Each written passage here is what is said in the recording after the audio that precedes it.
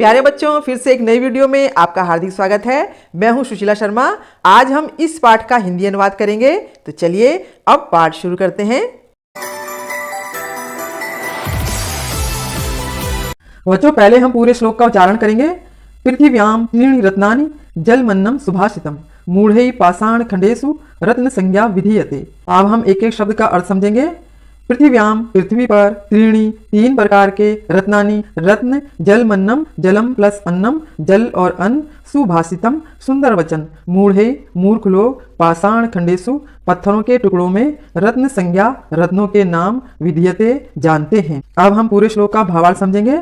अर्थात पृथ्वी पर तीन प्रकार के रत्न हैं, जल, अन्न और सुंदर वचन, किंतु मूर्ख लोग पत्थरों के टुकड़ों को रत्न कहते हैं। पत्थर के टुकड़ों का अर्थ हीरे, मोती, माणिक आदि से है, जबकि पृथ्वी में असली रत्न तीन ही हैं, जल, अन्न और सुंदर वचन। अब समझते हैं दूसरा श्लोक। पहले हम पूरे श्लोक का उच्चारण करेंगे। सत्येन धारते पृथ्वी, सत्येन तपते रविः, सत्येन वाति वायुश्च सर्वं सत्ये प्रतिष्ठितम्। अब हम एक एक शब्द का अर्थ समझेंगे। सत्येन सत्य से, धारते धारण किए हुए, तपते जलता है, रवि सूर्य, वायुश्च वायु प्लस च और हवा, वाति बहती है, सर्वम सब जगह, सत्य सत्य में ही प्रतिष्ठितम स्थित है। अब हम पूरे श्लोक का भावार्थ समझेंगे।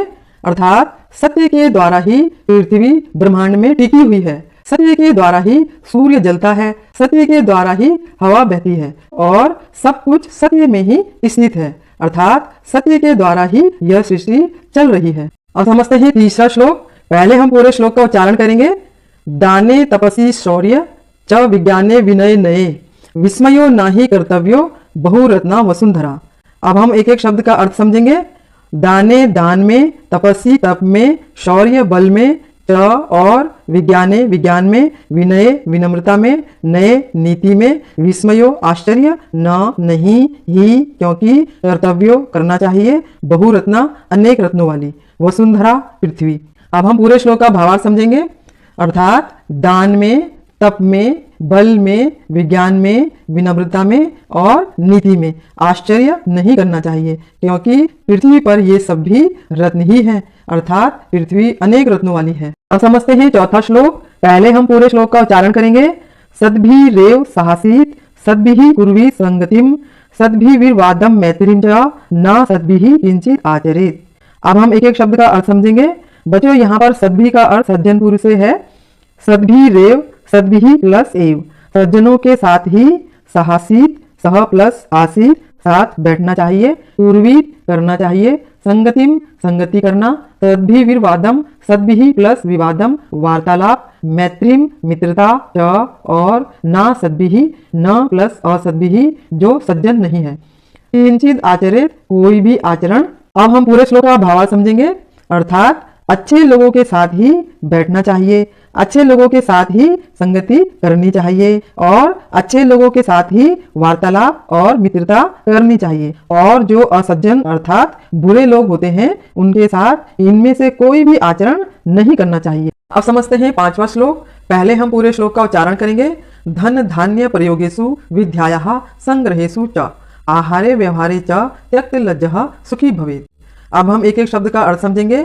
धन धान्य प्रयोगेषु धन संपत्ति के प्रयोग में, विद्यायाः विद्या का, संग्रहेषु ग्रहण करने में, च और आहारे भोजन करने में, व्यवहारे व्यवहार करने में, त्यक्त लज्जः शर्म का त्याग करना, सुखी सुख से भवेत् रहता है। अब हम पूरे श्लोक का भावार्थ समझेंगे।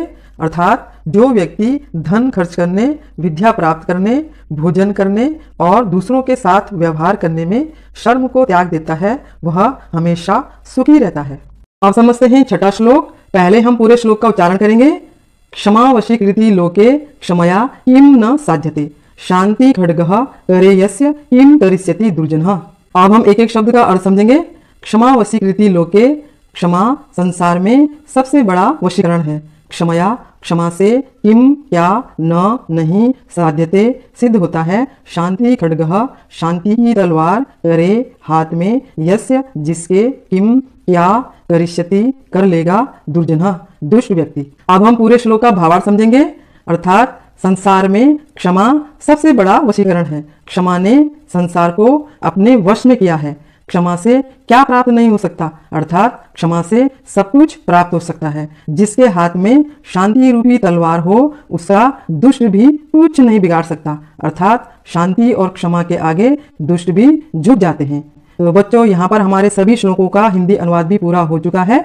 तो बच्चों, अभी हमने पार्ट 1 सुभाषित आनी के सभी श्लोक पढ़े। इन सभी श्लोकों में सुंदर वचनों के विषय में बताया गया है। बच्चों, इन श्लोकों से हमें सुंदर वचनों का और अच्छे व बुरे गुणों का ज्ञान मिलता है। जैसे पृथ्वी में 3 रत्न हैं, जल, अन्न और सुंदर वचन। ये 3 रत्न हमारे जीवन से जुड़े हैं और सत्य अर्थात किसी शक्ति के द्वारा ही यह सृष्टि चल रही है और हमें अच्छे लोगों के साथ ही मित्रता संगति करनी चाहिए और अच्छे लोगों के साथ ही बैठना चाहिए और अपने पैसे लिमिट से खर्च करने चाहिए और कहीं से भी और किसी से भी ज्ञान लेने में शर्म नहीं करनी चाहिए। जो भी इस नियम का पालन करता है वह हमेशा सुखी रहता है और हम सबके अंदर शांत और क्षमा भाव का गुण होना चाहिए। जिसके अंदर ये गुण होते हैं उसका सब मान सम्मान करते हैं और हमें भी इन सभी सुंदर वचनों को और अच्छे गुणों को अपने अंदर ग्रहण करना चाहिए और समाज में सम्मानित व्यक्ति बनना चाहिए। तो बच्चों, मुझे भी आप लोगों के साथ पढ़कर अच्छा लगा। तो चलिए फिर मिलते हैं पार्ट 2 के साथ।